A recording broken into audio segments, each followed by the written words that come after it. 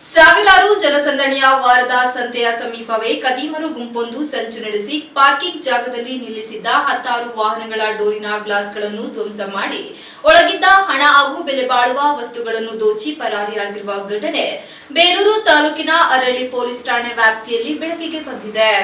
ಕೆಲ ದಿನಗಳ ಹಿಂದೆಯಷ್ಟೇ ರಾತ್ರಿ ಸಮಯದಲ್ಲಿ ಕಾಫಿ ಕಳ್ಳತನಕ್ಕೆ ಅಡ್ಡ ಬಂದ ಬೆಳೆಗಾರನ ಮೇಲೆ ತೀವ್ರ ಹಲ್ಲೆ ನಡೆಸಿ ಕಾಫಿ ದೋಚಿ ತಲೆಮರೆಸಿಕೊಂಡಿದ್ದ ಕದೀಮರನ್ನು ಪೊಲೀಸ್ ಇಲಾಖೆ ಪತ್ತೆ ಹಚ್ಚಿ ಜೈಲಿಗಟ್ಟಿರುವ ಘಟನೆ ಮಾಸುವ ಮುನ್ನವೇ ಮತ್ತೊಂದು ಘಟನೆ ಮರುಕಳಿಸಿದ್ದು ಸ್ಥಳೀಯರು ಹಾಗೂ ವ್ಯಾಪಾರಸ್ಥರು ಬೆಚ್ಚಿ ಬಿದ್ದಿದ್ದಾರೆ.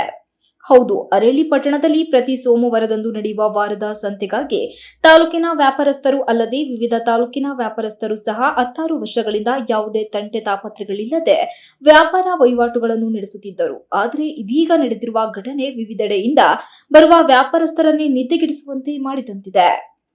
ಸಂತೆಯಲ್ಲಿ ವ್ಯಾಪಾರ ಮಾಡಲು ಬಂದಿದ್ದ ಬೇರೆ ಊರಿನ ವ್ಯಾಪಾರಸ್ಥರು ಪ್ರತಿ ವಾರದಂತೆ ತಮ್ಮ ಟಾಟಾ ಎಸಿ, ಮಹೇಂದ್ರ ಪಿಕಪ್, ಟಾಟಾ 407 ಸೇರಿದಂತೆ ಇನ್ನಿತರ ಸುಮಾರು 15 ಗೂಡ್ಸ್ ವಾಹನಗಳನ್ನು ಸಂತೆ ಸಮೀಪ ಖಾಲಿ ಜಾಗದಲ್ಲಿ ಎಂದಿನಂತೆ ಪಾರ್ಕಿಂಗ್ ಮಾಡಿ ವ್ಯಾಪಾರ ವಹಿವಾಟುಗಳನ್ನು ನಡೆಸುತ್ತಿದ್ದರು.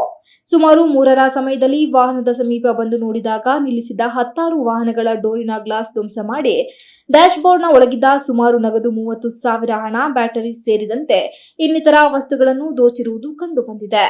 ಸುಮಾರು 20 ವರ್ಷಗಳಿಂದ ಪ್ರತಿ ವಾರ ವ್ಯಾಪಾರ ಮಾಡುತ್ತಾ ಇದ್ದು ಇಲ್ಲಿಯ ತನಕ ಇಂತಹ ಯಾವುದೇ ರೀತಿಯ ಇಂತಹ ಅನಾಹುತಗಳು ನಡೆದಿಲ್ಲ.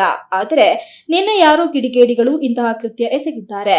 ಹೀಗಾದರೆ ನಮಗೇನು ಸುರಕ್ಷತೆ? ನಮಗಾದ ನಷ್ಟವನ್ನು ತುಂಬಿಕೊಡೋರು ಯಾರು ಎಂದು ವಾಹನದ ಮಾಲೀಕರು ತಮ್ಮ ಅಳಲನ್ನು ಮಾಧ್ಯಮದೊಂದಿಗೆ ವ್ಯಕ್ತಪಡಿಸಿದ್ದಾರೆ. ನಾವು ಪ್ರತಿ ಸೋಮವಾರ ಸಂತೆಗೆ ಬರ್ತೀವಿ. ಪ್ರತಿ ಸೋಮವಾರ ಅರಳಿ ಸಂತೆಗೆ ಬರ್ತಿದ್ದು ಇಲ್ಲಿ ಪಾರ್ಕಿಂಗ್ ಮಾಡ್ತಿದ್ದು. ಪ್ರತಿಯೊಂದು 10-15 ವೆಹಿಕಲ್ ನಿಲ್ಲುತ್ತೆ. 10-15 ವೆಹಿಕಲ್ ಅಲ್ಲಿ ಒಂದು 10 ಗಾಡಿದು ಗ್ಲಾಸ್ಗಳು ಎಲ್ಲ ಲೆಫ್ಟ್ ಸೈಡು ರೈಟ್ ಸೈಡು ಗ್ಲಾಸ್ಗಳು ನೋಡ್ತಿದ್ದಾರೆ, ಕಿಟಕಿ ಗ್ಲಾಸ್ಗಳನ್ನ.